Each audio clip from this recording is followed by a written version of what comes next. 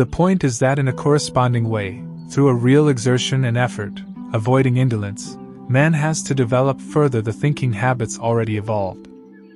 But now it may be asked why there are so many who, in spite of knowing something of the spiritual world, have remained silent concerning it. It must be repeatedly emphasized that spiritual knowledge was always there. Although it had to be developed in different ways in different ages, it has always existed. Why, then, have so many people been afraid to impart this spiritual knowledge? It has been disseminated in our circle because the recognition of the need to do so outweighs everything. In fact, however, only certain portions of spiritual knowledge can be imparted, as you know, and that only on quite definite grounds. You see, spiritual knowledge was also in existence in another, and more unconscious or subconscious form before the mystery of Golgotha. Then, man was connected with the spiritual world in a more instinctive way than is possible for him without injury today.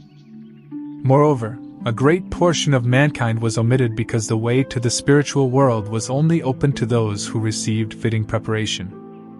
These individuals were prepared in a way that would not occur to those who speak of a preparation for science consisting of intellectual knowledge. Today men are of the opinion that the moral qualities of one who is to receive instruction are of secondary importance, and that knowledge does not depend on moral qualities. In ancient times, this was absolutely different.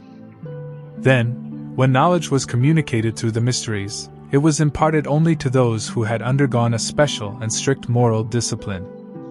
Nothing beyond at most mathematical knowledge, with which one can do but little harm, or literary knowledge could be reached without undergoing strict moral discipline. Things were only imparted to those deemed to be fitted for them after they had undergone a certain severe moral test. First came the training toward virtue and then the communication of wisdom. Training in virtue and, in particular, the training of moral courage was an absolute necessity, and it was held to be of paramount importance. Owing to lack of time, I cannot enlarge upon this today, but there was a conviction that knowledge can only benefit the world when what can be done by a man who knows is done only by one who is good. However improbable it seems to people who look on earlier ages as barbaric and think that nowadays we have made such wonderful progress, so wonderful, in fact, that thousands are bathed in blood every week. In those earlier ages there was a conviction that no one should be allowed to make use of knowledge in what they did until he had undergone the strictest moral discipline. Those who had not were to live merely instinctively, led by those who had undergone the moral training and discipline. The modern age is not adapted for directly applying such a principle. Just imagine how such a principle might be realized today when everyone says what he knows as soon as possible, or even has it published, and no one can prevent it. It would be illusory to think that anything, social institution or whatever, could stop it. Today is the day of publicity. What, then, must replace this older principle of only allowing men who had undergone moral discipline to attain knowledge? It must be replaced with the assurance that the imparted knowledge itself must contain a certain force that brings forth good through itself, actually and really to bring forth of itself what is good. The entire spiritual scientific movement must aim at achieving this. All knowledge entering the world through the science of the spirit must be so ordered that it engenders the good through itself, and its own force. You will say that the efforts that have been made in modern times with the treasures of knowledge inherent in the science of the spirit have not yet completely realized this goal. No, because everything has to work its way through its various hindrances. The hidden feeling of the good in spiritual science has, however, been the reason that it has been fought not only with logic but also hatred. You will ask, but do not all reasonable people really desire the good? As it is generally understood nowadays, one could say, yes, all reasoning people desire the good. But what really counts is not that someone thinks he would like the good or that he desires it, but that he wills it, that he absolutely will have it. That is the point. If one considers the achievements of modern civilization from the point of view of their moral defects, those moral defects that work in the lifeless, one will find that the world needs a wisdom that, along with being wisdom, also causes good. Materialistic science, however, is indifferent to good and evil. It uses what it creates from matter just as well for good as for evil, serving one just as willingly as the other. Here, again, we have a point where, if we look at the world as a whole and its course of development, we can perhaps see the necessity for the science of the spirit. It is not enough to shut ourselves away in a little circle and form a world conception. The smallest circles are surrounded on every side by the great network of human evolution. Let us look at the manifest results of European civilization in the last 3 years. If we do not follow an ostrich policy but with truly throbbing hearts enter lovingly into our surroundings, we shall see these results and grasp what they are bringing us.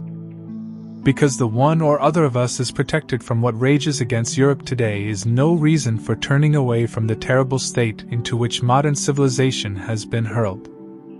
It is there, as present fact. It may be useful at this point to comment on a new publication. A book, good of its kind, has lately been written that endeavors to judge from the standpoint of human feeling and moral perception the problems that have agitated the world during the last 2 years. It is a good book, recently published, that tries to show with a certain all-embracing survey how man can escape from the evil network of blood and hate in which modern civilization finds itself. It was written by a Chinese author whom I mentioned to some of our friends 4 or 5 years ago as an important personality when his first book on European conditions was published. This new book by Ku Hongming, a highly cultured Chinese, is good and contains much that is objective. It reveals a man who avoids the mistakes that many make, a man who stands aloof from these errors. Many people have opinions today. Many give vent to one or another opinion about the conditions of our age. The greater part of what is presented, however, is not said in order to give expression to what people really think but to deafen themselves to what actually exists. We see streams of hatred flow over the world. Why are they set going? Why is this or that said? Do you imagine that those who say, "The Pope should excommunicate a whole nation," and energetically demand it, think that they have really reached this conclusion from objective events? Do you believe that these people possess the calm of objective knowledge? They say it to deafen themselves so as not to have to admit to themselves what should be admitted. A great part of what is said today is intended to close one's ears. Some people will not admit to themselves what they really ought to admit. They say one thing or another merely to avoid saying what they ought to say. This Chinese, Ku Hongming, does not proceed in this way. He says, "When one sees what has developed in Europe, what has happened there and the forces that are at work, one can do nothing but admit that things had to come about as they have." In its one-sided cultivation, the materialism that developed in the 19th century was bound to lead to these consequences, and it is bound to lead even further, ending in the final downfall of European culture. Ku Hongming is quite convinced that European culture must go under if Europeans refuse to become like the Chinese and if Chinese conditions do not spread over Europe. The only salvation for European culture, so he says, is for Europeans to become Chinese, that is, become Chinese in their souls. Much of what he says is deeply impressive. One should not take it lightly that a wise man of today can find no way out for European culture other than finally merging it all, everything in it that has led it ad absurdum, in good Chinese principles. I will not elaborate Ku Hongming's ideas on the methods for making Europe Chinese. Of course, we should see at once that we cannot become Chinese or return to the position of Chinese culture.